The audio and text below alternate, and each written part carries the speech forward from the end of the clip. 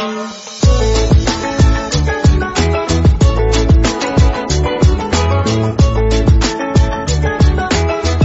The lord. ప్రభు అయిన యేసుక్రీస్తు వారు ఈరోజు మనకు అందిస్తున్నటువంటి వాగ్దానం 2వ రాజులు 18వ అధ్యాయం 7వ వచనం. యెహోవా అతనికి తోడుగా ఉండెను.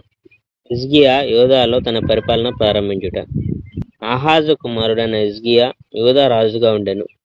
ఏలా కుమారుడైన యెషయా ఇశ్రాయేలు రాజుగా ఉన్న 3వ సంవత్సరమున హిజ్కియా తన పరిపాలన ప్రారంభించాడు. పరిపాలన ప్రారంభించిన నాటికి అతడు 25 ఏండ్లవాడు. యెరూషలేములో హిజ్కియా 29 ఏండ్లు పరిపాలించాడు. అతని తల్లి పేరు అబి, ఆమె జకర్యా కుమార్తె. హిజ్కియా తన పూర్వీకుడైన దావీదు వలె యెహోవా దృష్టికి మంచి పనులు చేశాను.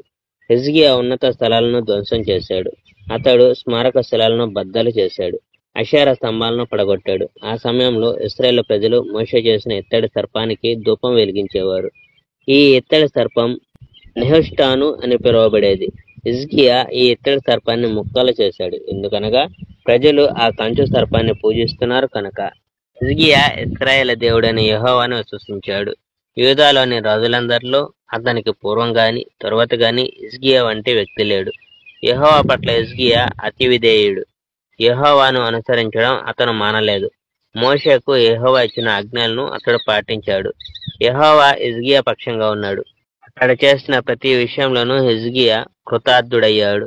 హిజ్కియా అష్షూరు రాజు పరిపాలన నుండి తప్పుకున్నాడు.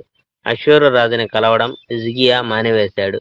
హిజ్కియా గాజాకి వెళ్లే దారి అంతటను ఆ చుట్టుపక్కల ప్రదేశంలో గల ఫిలిప్తీలందరినీ ఓడించాడు.